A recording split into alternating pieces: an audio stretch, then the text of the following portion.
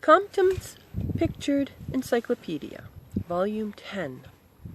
To inspire ambition, to stimulate the imagination, to provide the inquiring mind with accurate information, told in an interesting style, and thus lead into broader fields of knowledge.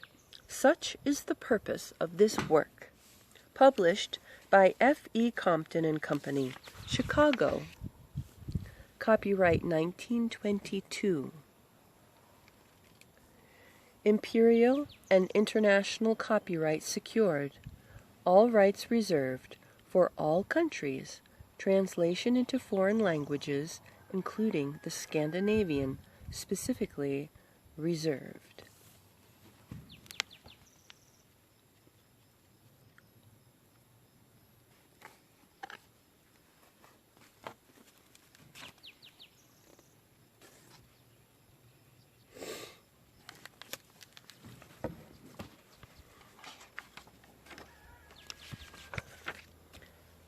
Making the most of Compton's Pictured Encyclopedia.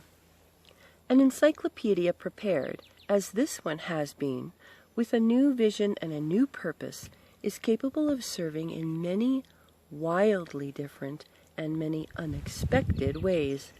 The extent of this service does not, however, depend solely upon the quality and scope of the work accomplished by the editors and publishers. It depends also upon you, upon the intelligence with which you use the instruments that have been placed in your hands.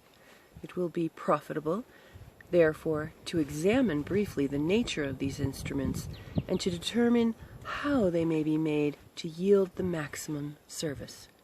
The main text and the illustrations need little explanation. The articles are arranged, of course, in alphabetical order, and the alphabetical guide words are printed in the top corners of each page.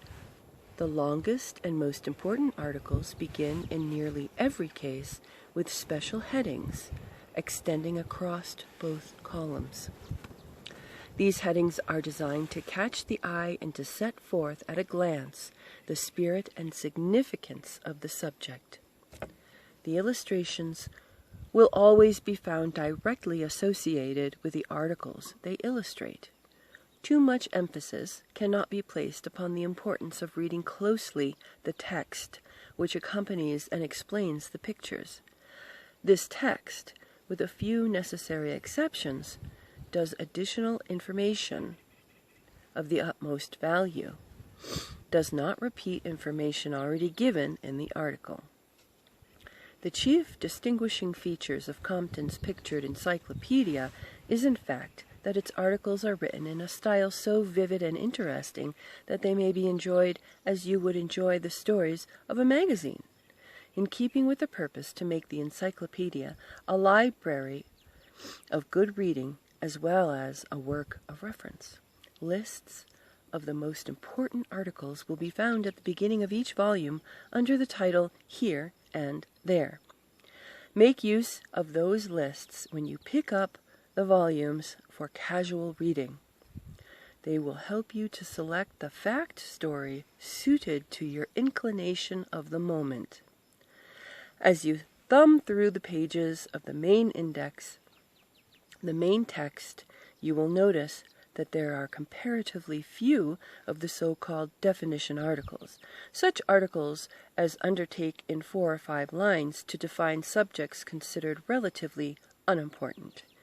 You will notice also that there are none at all of the so-called dummy entries, in which the name of the subject appears merely to direct you to some other article where it is treated as, for instance, anthropometry.